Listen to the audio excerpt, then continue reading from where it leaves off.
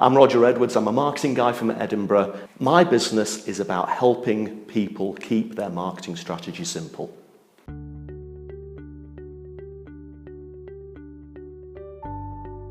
I've been a speaker for about 25 years, and now if I look back 25 years to when I started, I was your typical corporate presenter. However, I did get a lot of people wanting to book me to speak, despite the fact that I was falling into all of the traps that people fall into. And over the years, I guess I learned lots of lessons to perhaps move myself out of that traditional, tell them what you're going to tell them, and then tell them what you've told them.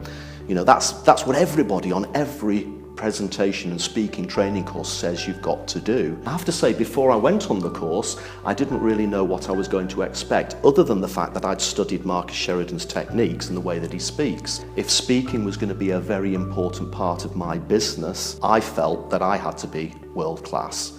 Now, I said before, I was your classic, tell them what you're going to tell them, and tell them what you've told them. So effectively, I stand up on stage and I just talk and talk and talk. Marcus, however, usually always starts with a question, and he gets them to actually answer the questions and reinforce the point that he wants to make. Marcus calls this the Columbus principle, you know, how you discover the answer. And it was a bit of a revelation for me, and interestingly enough, the first presentation I did after the first world-class communication that I went on, I went straight into this group of financial advisors, and you know how prim and proper they can be. And I just went in there and started asking them questions. And there was this moment where everybody's looking around thinking almost like, what's going on here? So there was a little bit at the beginning where I thought, this isn't going to work, is it? But after a while, people do engage, they do answer the questions, and it sucks the audience in. So what was it like working with Marcus? Well, the first thing, he is an absolutely amazing teacher. Marcus was quite clear with us at the beginning of the day.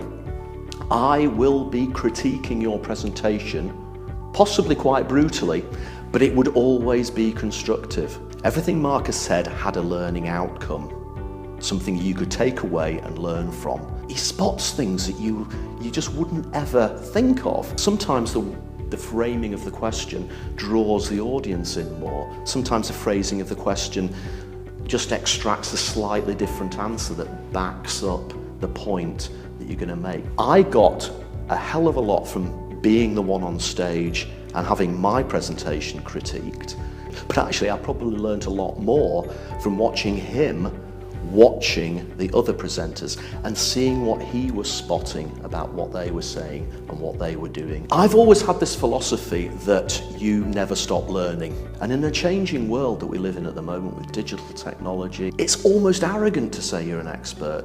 And I feel that I constantly need to invest in myself. If you feel that you don't need to learn anything new, if you think I've been speaking like Roger has for 25 years, nobody can teach me anything, suspend your disbelief, suspend your expectations for a moment. If you want to invest in yourself as a future speaker, if you want to develop, then world-class communication is a must.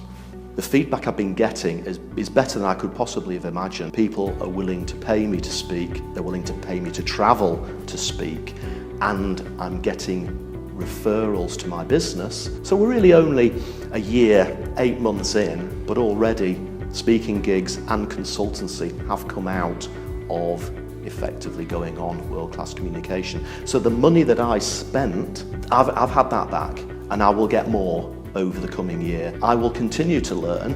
I'm not going to say, right, that's it now, I'm a world-class speaker. I'm not going to learn anything else. If Marcus comes back with part 3, I'll probably be on part 3.